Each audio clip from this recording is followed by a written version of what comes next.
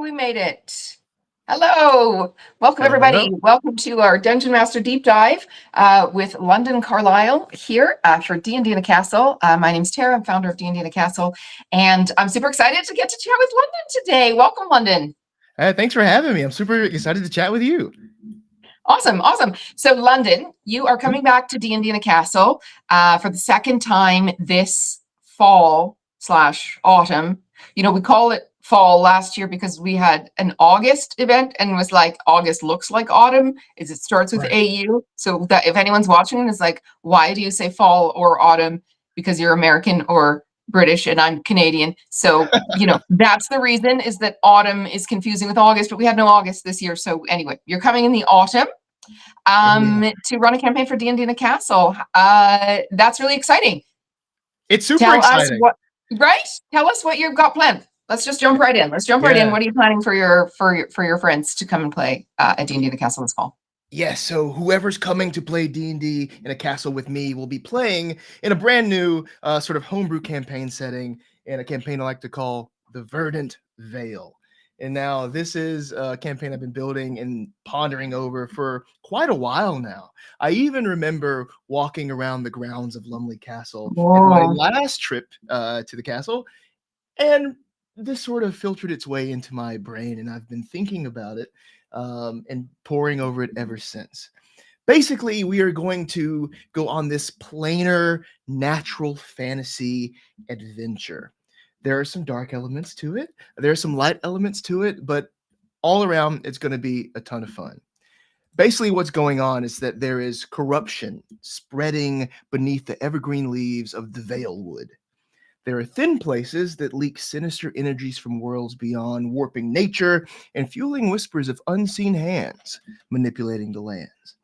As darkness threatens to overtake the forest, are you brave enough to uncover the secrets buried within the Verdant Veil?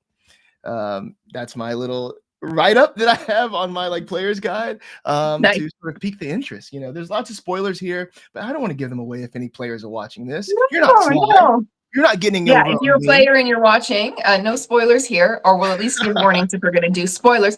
There is only, you are coming, I haven't checked my facts before looking. This is the campaign you are running from November, which one? 3rd to 7th? Or 10 to 14? I get them flipped around. I get them mixed up too. Anyway, it's in November. Come to the website and find out, dndinacastle.com. So this campaign, however, has but one space left in it. There is one spot. So if you're watching and you're thinking this sounds like a campaign you would like to play in, you better grab it because it's going to go. We had you, yes, November 10 to 14. My behind the scenes assistant is helping me out with my memory problems today. Very good. So for this campaign, you've given a nice little hook. It sounds very intriguing. What sort of mood is this going to be?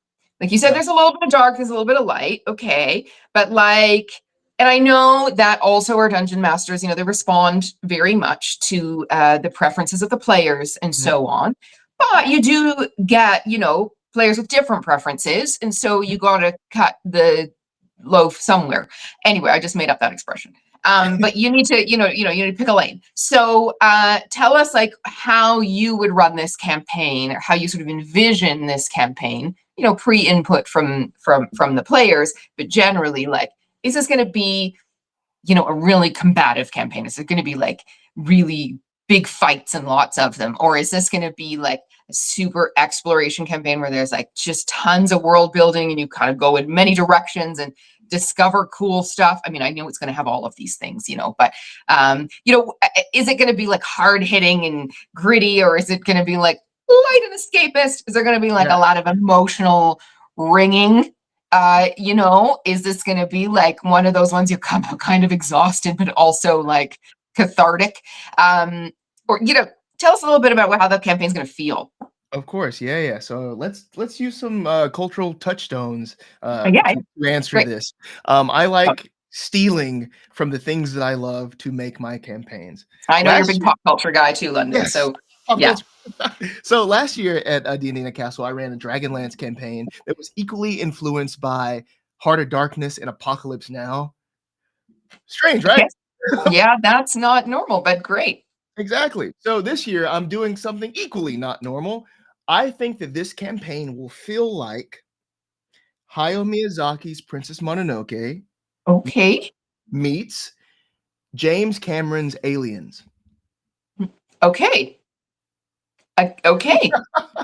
So what that means feel wise is you're going to feel like a hero going up against sort of infected landscapes with lots of threats that you could beat with lots of combativeness, but also at the same time there is an ecological message about conservation and things that can be solved more so with diplomacy and with exploring the area around you as well. So both of those things will be there in equal measure. I believe exploration and combat with a good Okay. message.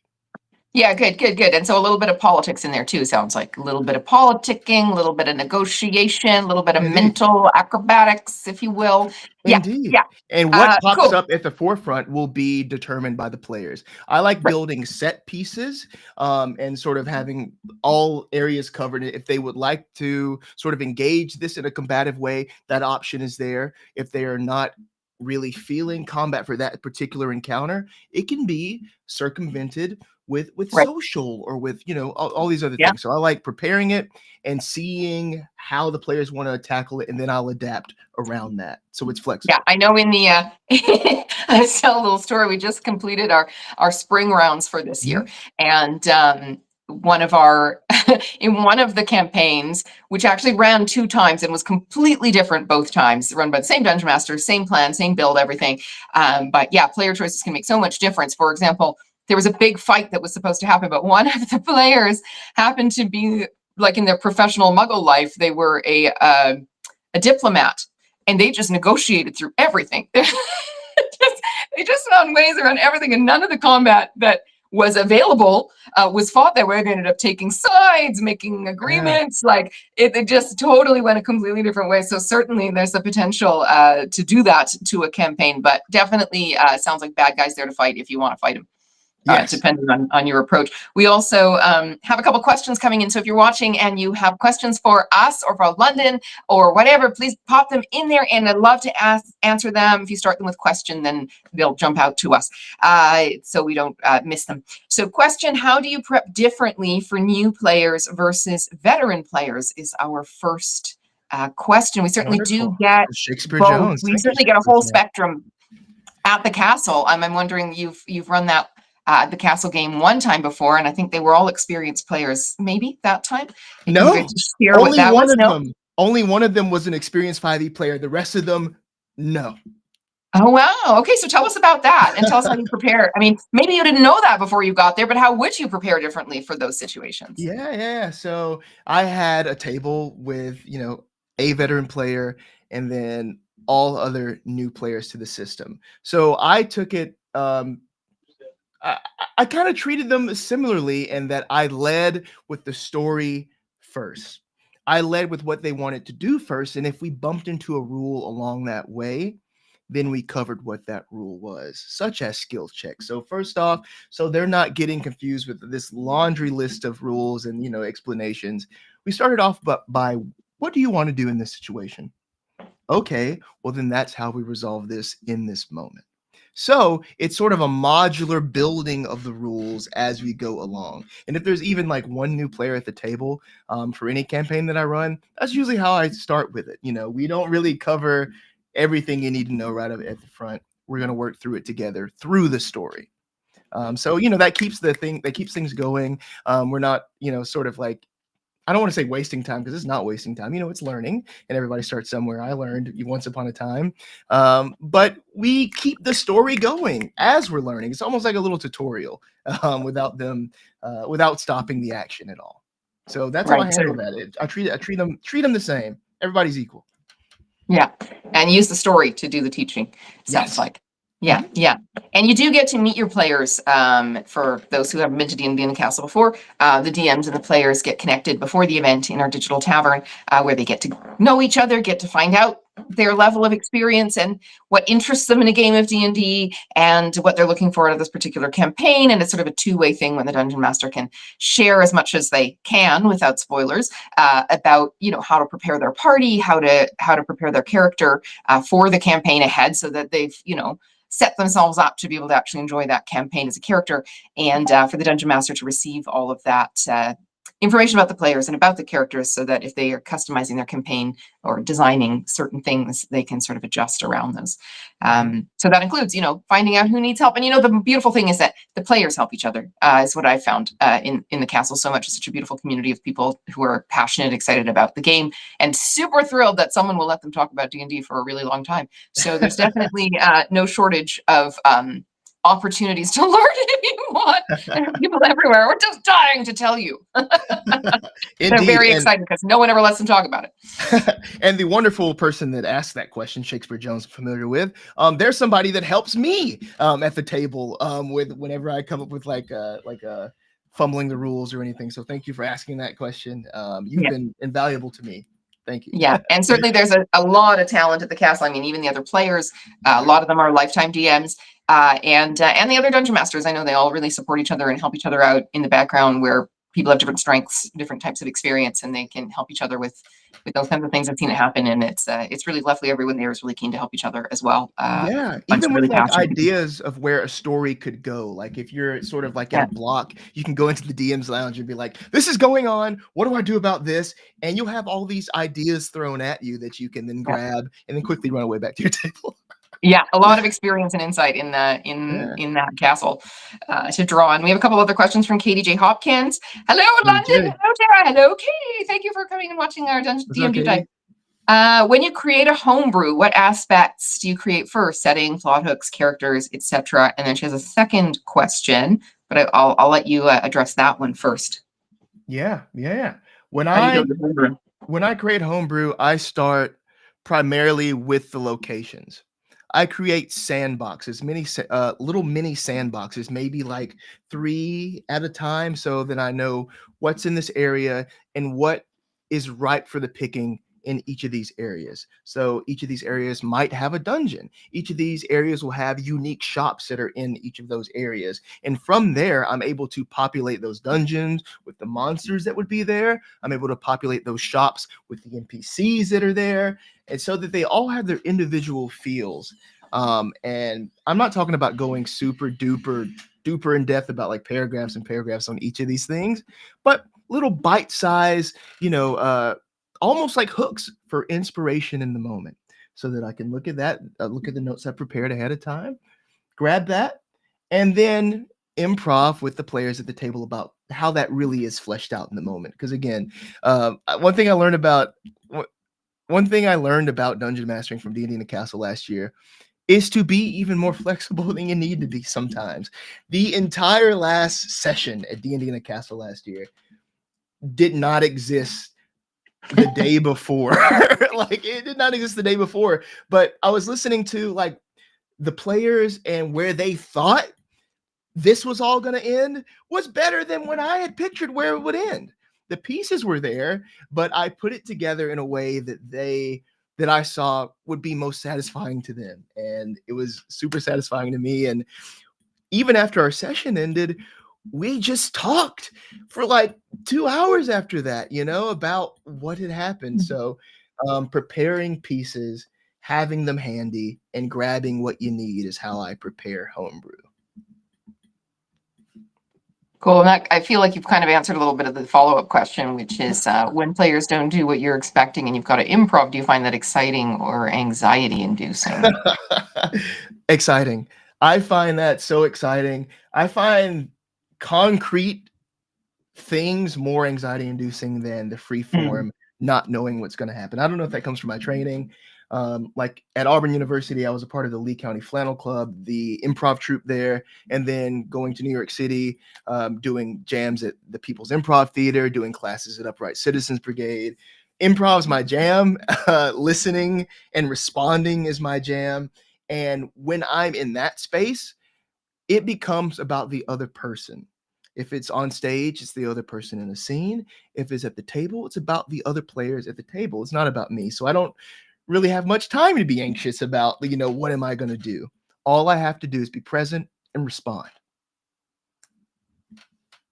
Yeah, that's great advice. When you came last year to D&D in a Castle, I'd love to hear a little bit of reflection on that in terms of what you thought was what not just in the game itself, but about the whole D&D in a Castle experience. What you were expecting that to be, what your sort of hopes and fears as well. What were you worried about, and what were you excited about, and how did those end up playing out when you got there? Yeah. I have to admit, I was pretty terrified before the campaign started. I was afraid that, the story that I developed like wouldn't necessarily resonate with like the players, or that in my head I would lose not material, but like lose the ability to connect things over, the course of the campaign. But once I got there and talked to the other dungeon masters, and I kind of went around and asked everybody for their advice, like pretty much just one-on-one asked everybody. I've known Mark Meir for years, so he's somebody that I know has been a staple of the castle. And so I asked him for his advice, and something that he said, as well as other people said, is that it goes by so quickly. Yeah. And that shifted some of the concerns I had in my head, because when you're planning out a campaign, often this goes for weeks, this goes for months, it might not even finish. So the time in between these sessions is hard to really, weave things together and know how they'll go. But in that condensed amount of time, I realized that me and these people are developing a full story.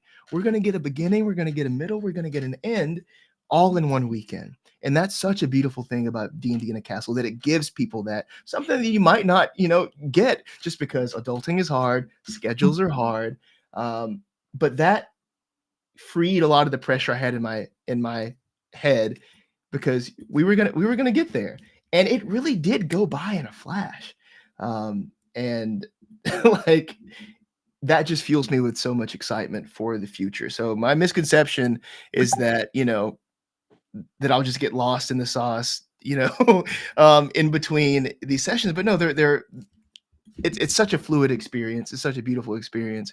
And it's such a freeing experience when you're just there bonding with these people. And like, I was talking to my table from last year weeks ago, we still talk. So it's awesome. That's so lovely. I love that. I often say, you come for the D&D, but you stay for the people, because it's through the D&D that you connect with the people. And that's that's the secret sauce. That's the magic, is that D&D is the goal. And that's the thing that we do. And that's where all the fun is. The outcome is the friendships and the community and the relationships, and getting to know these people through a thing that everyone's excited about. And I think when you get to know somebody through fun, it's a different, and I don't just mean like fun, but I mean like you're really throwing your whole heart into something that's really you're passionate and excited about and enjoying together. And that, I often say at D&D in a Castle, what we sell here is joy. Like, that's what we're selling. The joy of getting to play, the joy of getting to be in this community, the joy of being with people who care as much as you do for once, joy of being able to just relax into the game. And as I see, as the people come in, and as I see them leave, and so sad that they can't be at the castle forever. Yeah, D&D in a Castle gives you so much help at having fun, just from the environment around you, from the wonderful staff, from the other dungeon masters, from the community you build there, from the activities you have outside of the table. You really feel immersed in another world. It's like you step through a planar portal and you're somewhere else for a weekend, and that gives you permission to really just let go and just surrender to it all, and be a hero. And it's amazing. Yeah, there's no therapy like it, really. I mean, I'm not suggesting that you should do it instead of therapy, but definitely a supplementary therapeutic experience for It's sure. a supplement. Yes. I got another question from Shakespeare Jones. Is there anything special you do to help protect your voice and your energy when running such long games? Yeah, that is definitely a thing. Oh yeah, for sure. Tea. There's plenty of tea at D&D in a castle, so tea is Oh good. my gosh, there's no limit of food and drinks. I'll tell you that for free. Jeez No, Louise. yeah, no limit, which is great. But yeah, my favorite tea for everybody out there, performers, I'm sure you know about this, but throat coat. Throat coat will get your pipes shining like silver. I just made up that term. Like what did you say earlier? Slice like a loaf. I don't know, but I don't know. I made up my own. Throat coat really helps me. That gets me through. But as far as preserving energy, I like getting away from the table on breaks. I think breaks are important, not just for the dungeon master, but for the player. So like halfway through a session, we'll take like a little, maybe 5-10 minute break just to recalibrate, just to breathe, put your mind somewhere else for a second. But on those breaks, I like take off. I go and I like walking. I've done so many circles around Lumley, and then I'll come back inside. But that's something that helps me preserve my energy because when I'm moving, I feel like my brain turns off for a bit, and that's like where my subconscious can kind of work a little extra and then give me things on my break. So it's like a active rest. But Yeah, even yeah, yeah. yeah, I love walks, love little walks. So tea walks. That's me. And for the players, infinite monster beverage. So Oh we, yeah. we provide a lot of caffeine and uncaffeinated options as well. But certainly in the game rooms themselves, for those who haven't been before, there's a refreshment service in every individual gaming room. The gaming rooms are all in their own individual space, Mhm. and there's unlimited sort of snacks and drinks in every room to keep people going through though, because that's gaming is just an excuse for snacking. Like we all know this. So Yeah. we basically bring a lot of snacks, an enormous number of snacks. Uh, Fun fact. Fun fact. I fun had my fact. first sip of Monster at D&D in a castle last year. Oh no! I had never had Monster before that, which is I know it surprises a lot of people. They were like, "So you're just like this?" And I'm just like, "Yeah." But Yeah, just all the time. Yeah. this is just me. Yeah. Yeah. So let's talk a little bit about you as a dungeon master, London. What got you into D&D? What got you from a player to a dungeon master? What's your backstory as a DM? Yeah, yeah. So I was introduced to D&D while in undergrad at Auburn University. I was studying theater. I was in the Bachelor of Fine Arts program there. And so you get a lot of creative energy around you at all times. And I was just invited to a casual game. It was the summertime. Most of the people in the town had gone to their individual hometowns and such, but I was still there doing some summer classes, and I was just invited by a friend to their apartment to play some D&D. And I really enjoyed that session and didn't play again for a couple of years, which is interesting because COVID happened, and I'm one of the quarantine horde that sort of really took to Dungeons and Mhm. Dragons then. But that's also what led me to becoming a dungeon master because I didn't really know many other people around me that ran Dungeons and Dragons. So I had to learn it myself and used it to sort of bring in other friends that had never played in order just to connect, in order to keep each other together, to keep each other's spirits high. Because I had just moved to New York City, a place 1,000 miles from my hometown, a place where I didn't know anybody. And tabletop games, specifically Dungeons and Dragons, was a way in order to meet people, in order to keep my creativity flowing, and a way to belong with people. One of my players in my home game, right now, I met him because again, listen, I was desperate for friends and desperate to play, and again, I didn't know anybody, so I'm like, what do I do? I signed up for a dating app and made my entire profile about Dungeons and Dragons. I didn't even have a picture of myself on there, but I was like, "Yo, if you want to play D&D, match with me." I found 6 dudes. We formed a party. We played for like half a year. And one of those guys is still one of my bestest friends, Michael Scott. That's his actual name. He's in my home game, and we've been playing for years now and hang out for years. So it really gave me people to really like lean on, including some people in the chat like Katie Hopkins, Shakespeare Jones. Thank you all for joining up. And community. So that's my journey into DMing and into playing. Cool. I have a couple more questions from the audience. From Carson Saffold, how do you encourage new players to take a more active role in engaging with the world and story. This can be a thing. This is a definite thing for dungeon masters. You know, you have people who played a long time, they're very confident. Sometimes the newer players might get a little railroaded and just be a little shy and not even realize that they could be doing more. How do you manage that? Yeah.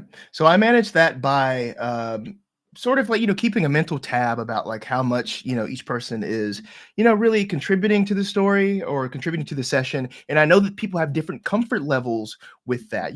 Some people have either different personality types. Some people are more forward with speaking out at the table. Some people are less. And so knowing that, taking that into account, but still having little spotlight moments for those players to shine in their own way with their comfort level.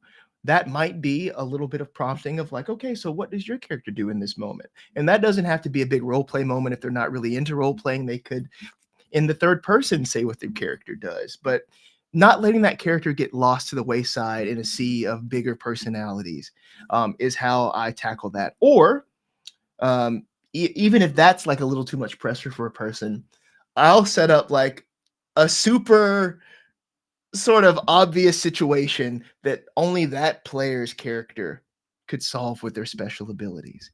Right. So like Right. if this place is locked up and that rogue is, they haven't really had their moment to shine, this is something that only they can do. Maybe tying a little piece of their backstory into this puzzle, something to just sort of show that I am listening to them as well. Show that, they're part of this story as much as anybody else. And new players seeing that that's a possibility in this game really helps, because it's such a large game when you're dealing with the imagination, with improv, with the subconscious.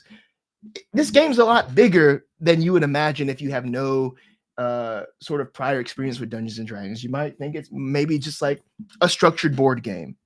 It's bigger than that, and seeing the possibilities of how far you can push that is something that delights new players, and because I know it delighted me. Cool. We have a few more questions before we can wrap up here. Sorry, taking so The long. first one is, do you have? I'll read them and you take them what order you want them in. Cool. Do you have a favorite character or NPC you've ever created? Is number one. Secondly, what's more important, combat or role playing? I mean, more important. I don't know if you can even give a subjective answer to that. And yeah, I guess those are the questions. The others are comments. Okay. Yeah. Do I have a favorite character NPC I've ever created? That's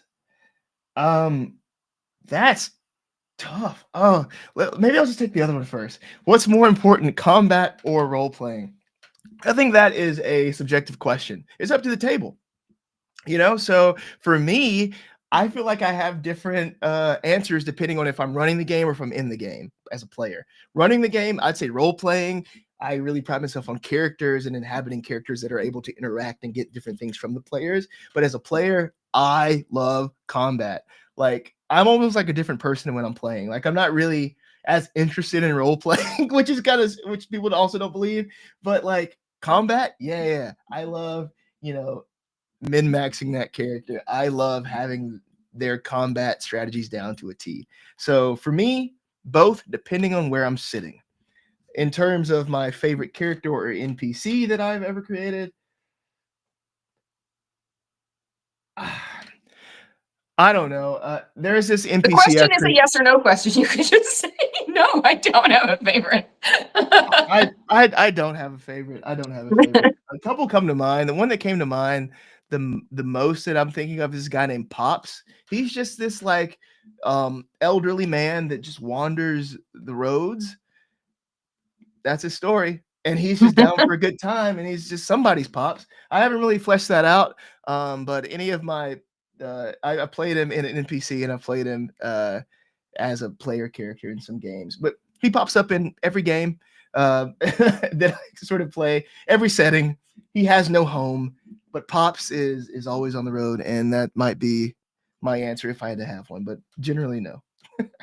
All right. So we're coming close to the end of our session. I do want to ask you one thing, because one of the purposes of this you know, having these interviews is to let people know about you and you as a dungeon master, and let them have a little bit of a glimpse into the options that they have for playing at D&D in a castle, the games that are available, the dungeon masters you could play with. For this particular game you've got planned, and your particular game style in your experience, in your experience as a dungeon master, what kind of player would particularly be interested in your game, do you think? Who's going to get the most out of it? Who's going to be like, yes, that's the game for me? Yeah, yeah. If you want to be a hero in a story, play with me. Like if you want to feel like you can take on the world and feel encouraged to do so, play with me. Will it be easy? No, but you're going to get challenges that sort of bring that hero out of you. So if you're someone that really enjoys storytelling, that really enjoys someone that's like, you know, knowledgeable about story structure, I bring that to the table. I'm a big fan of like the hero's journey and poetics. So I infuse the core of human storytelling into my games and make sure that you really feel like you have a voice, you can make changes to this world, and that this world is your oyster. And I draw from so much from D&D's past. One thing I didn't mention about the Verdant Veil, but I'll give this to you. You heard it here first, folks.